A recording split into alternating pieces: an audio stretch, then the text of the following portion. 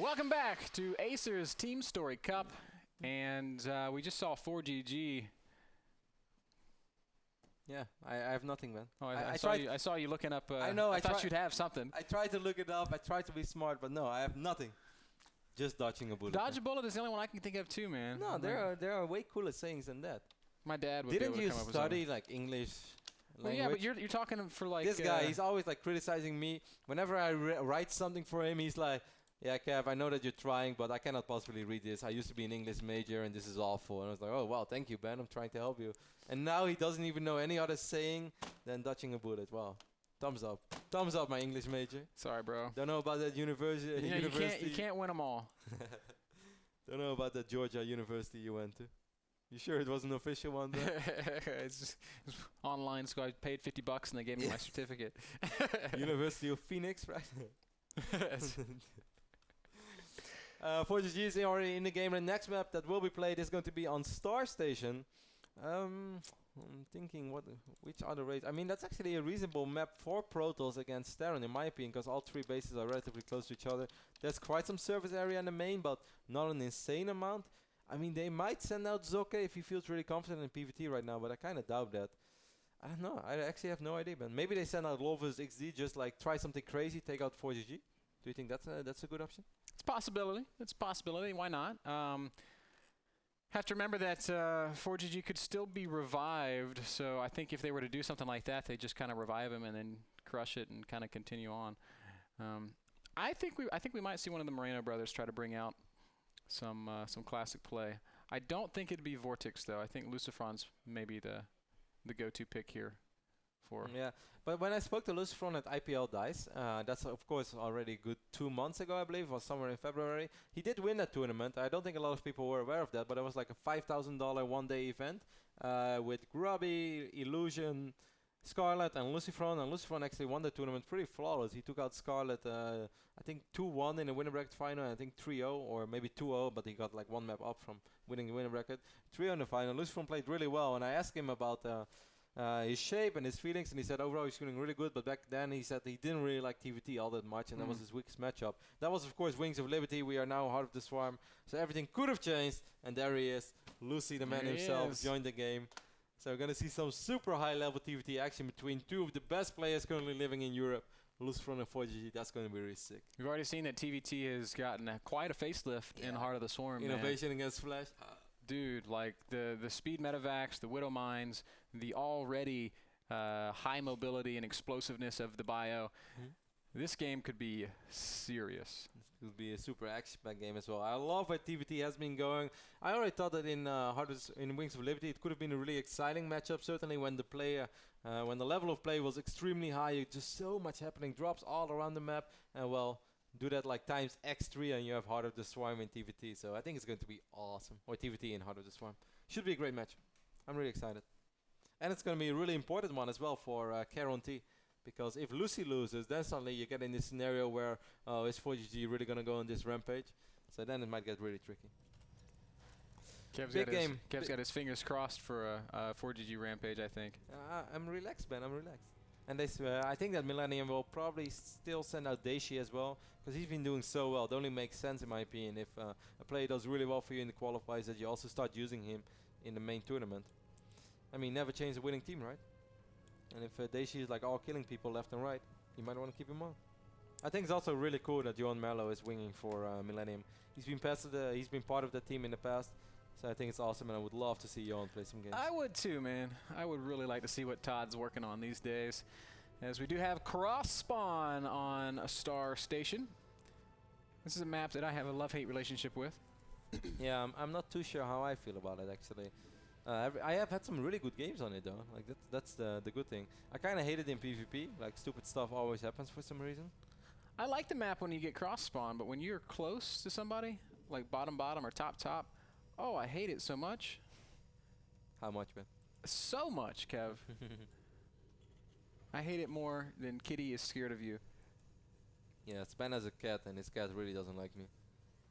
It's the damnedest thing, because she's the sweetest, nicest cat. But she's not. She's evil. What terrible things do you do, Kitty, when I'm not around? That animal is possessed by the devil, man. I You're swear. like, I think you're cruel to Kitty. You're like an animal cruelty guy. No. Wow. Abusive of Kitty. Really? You're gonna say that on stream? That's like the worst thing ever. If there's anyone who loves animals, it's me. That's so true. Your kitty is just possessed by the devil. One of the things I learned about Kevin very early in our relationship was that he is a lover of animals, like to an extreme that you seldom see outside of PETA.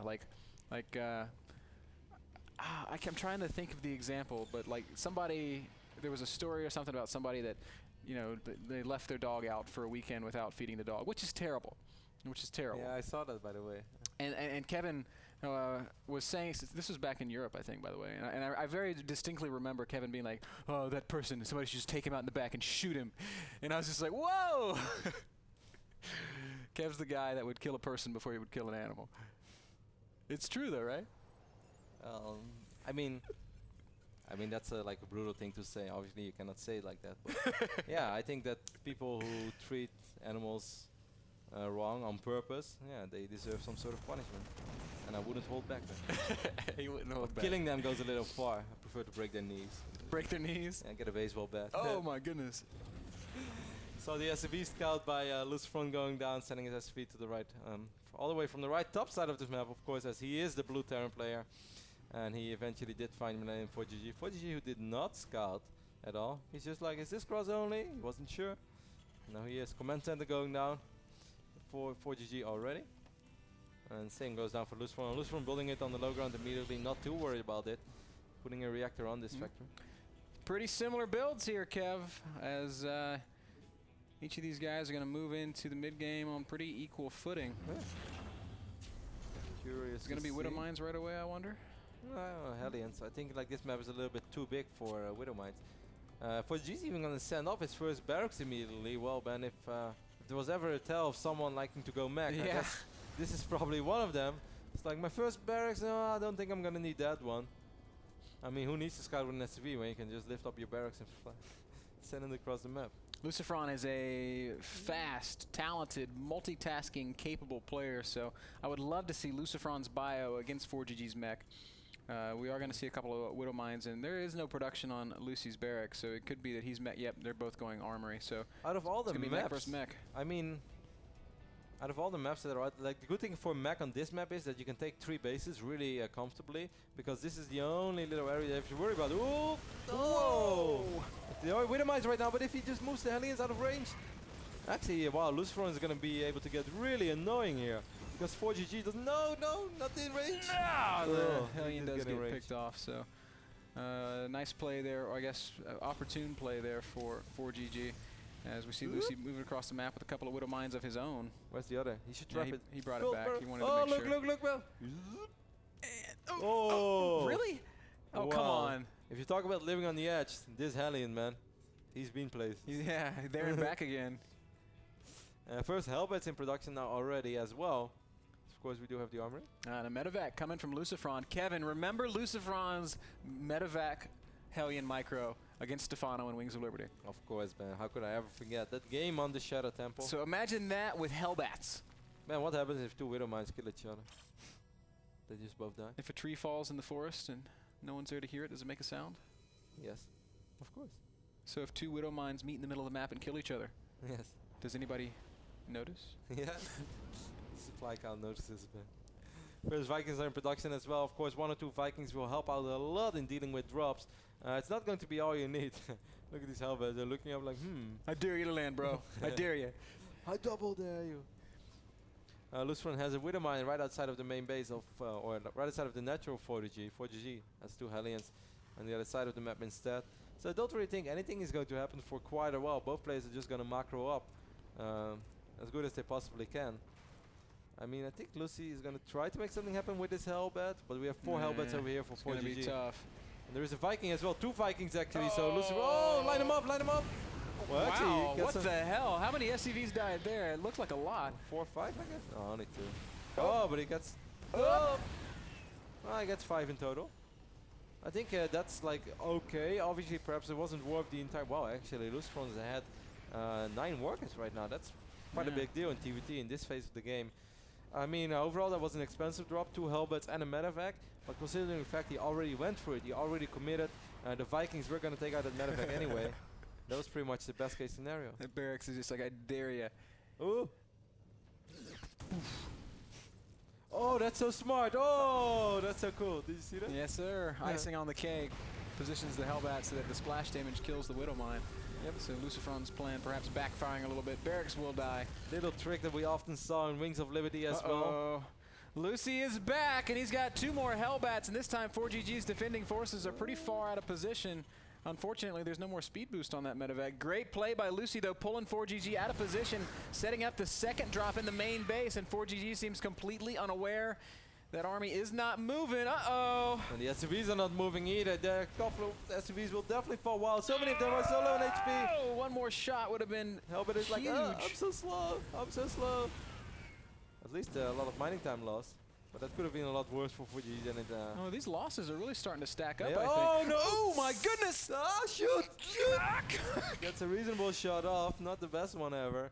But wow, Lucifron is up 19 workers right now. Slowly but steadily, just really picking off 4GG. If we take a look at the unit loss resource tab, we can clearly see that Lucifron has been losing more, but he's also been mining way more because A, he has more workers, and B, he never really had to pull his SUVs.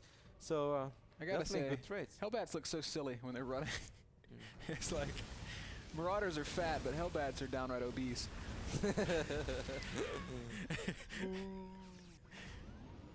Get back here, you one more cheeseburger.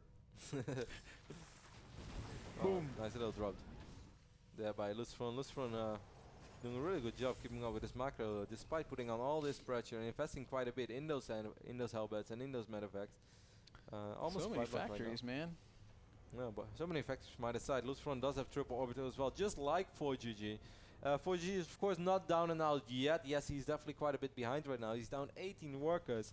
But if we all know, it is very hard to push the issue in Mac versus Mac. While we see 4GG dropping for the first time as well. Sorry, I kind of missed that. But it seems like Lucifron didn't lose a single. Lose maybe it lost a worker or 2. He lost 1, I think, because 1 was a scouting SUV.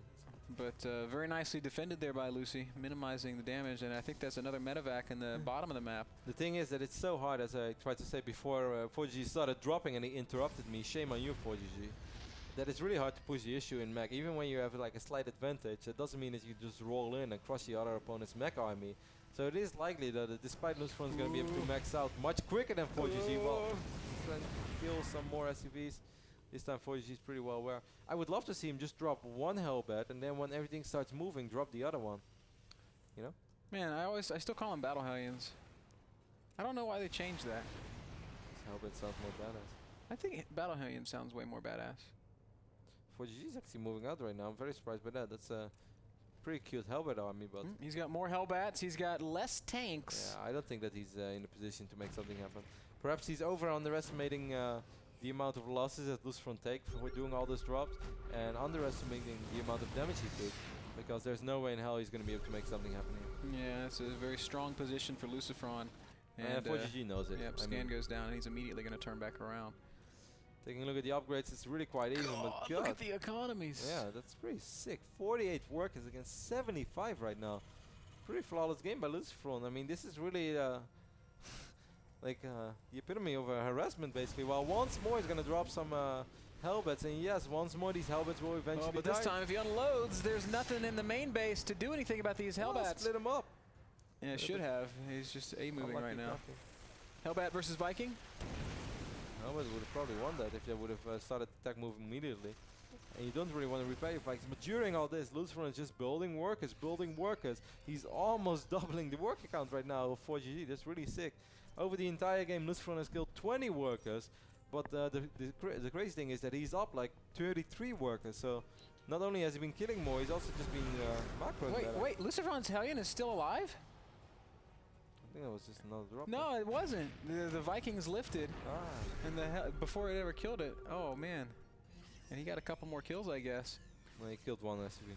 In total, 21 workers killed. 190 supply against 160. An amazing pretty sick macro by advantage here for Lucifron, and he's just gonna A-move right into 4GG. Is this a good idea? I'm not sure about this one, Ben. Well, that's actually a very ineffective trade so far for Lucifron. He's losing all the Hellbats, loses a handful of tanks as well. Of course, he still has way better economy, so you could say that any trade is a good trade, but let's not do that 2 more times. Yeah, that was maybe not quite worth it. He does fall back, still well ahead in I love how he like not even siege the tank, just like Panzer style, just rolled in. Like, poof, poof. Goody! If Goody was watching, he would be proud. Do you think Goody loves Heart of the Swarm? I think he has to. I haven't heard that much from Goody yet in Heart of the Swarm. I know he's been playing in a couple of the German tournaments. He's been doing quite some casting for this tournament too. He casted he casted Jim. No. Yeah. Goody casted Goody Jim. casted Jim. Oh my god. How did we miss that? Why did we have to cast that night? It was Goody in Delphi, casting in German. Were they as fond of Jim as we were? You know, I don't understand German, so I'll never know. I'm gonna watch the VODs. If they were not loving Jim the way we were, then they have a problem. I will never look the same way as those guys again. See Lucifron once more moving forward on the left side of Star Station. He just is so... Army Supply is actually extremely close. It's 106 against 107. He's going to get a good siege up though, as 4GG had absolutely no map vision. He was completely unaware of this. And now it's going to be so tough for 4GG to keep this base alive. 4GG's just going to go for it, but I don't know if this is going to work at all. A couple of wayward siege tanks getting caught out of position there, but well, 4GG might actually break this, but it's going to be such a massive loss, and he's just going to tap out. GG! Wow. Lucifron makes it 3-1. It's starting to look better and better for Caronte. This was such an easy game, man. Like, Lucy kind of made it look simple. All he did all game long was just send in medevacts with 2-3 Hellbats with 2 Hellbats in it, kill 2-3 SCVs at a time, but over time he killed 20 workers. Somehow he was up 40 workers, because I guess 4G had to pull his SCVs all the time. Lost a lot of mining time, and what we thought was going to be a super sick, close, scary TVT actually turned out to be a relatively one-sided TVT. Yeah, Lucy just looking like a beast, and the question now becomes, who will his next opponent be? Could it be Letod? Well, it's crazy. I mean, if you take out 4G in this way, do you really want to send out Daishi? I mean, that's maybe they're gonna revive Ghost Use. Oh man, I don't know. I've gotta look at the Millennium lineup. I mean, they still have. They could still potentially send Todd. They can send Daishi. They can send Adol Scott, but I don't think you want to send Adol against Lucifron. You can of course revive 4GG on a map that I don't think Adol's a terrible choice. I don't know, man. They have Kleenex as well, relatively good French Protoss. Let's jump to my screen before we are going to take a final commercial break. I would really like to see this. Just take a look at the workers active in the last game, guys. Like, what? It seems like they're not even in the same skill range. Obviously they are, because 4GG is an absolutely fantastic Terran player. But God, graphics are not supposed to look like this. Great play by Lucifron. Little shaky perhaps by 4GG. We're going to head over to a small commercial break. We'll be right back with, well, not the final game yet. Lucifron versus somebody. I think it's going to be Todd. You think it's going to be Todd? I think it's going to be Letod. That would be awesome. They practice. He's going to be the French man. They practiced quite a bit together back in the days. And he also said that Lucifron is very sick. Sick as in a good way. So we'll see. Small commercial break. We'll be right back. I hope you ate your Pezuki, Todd.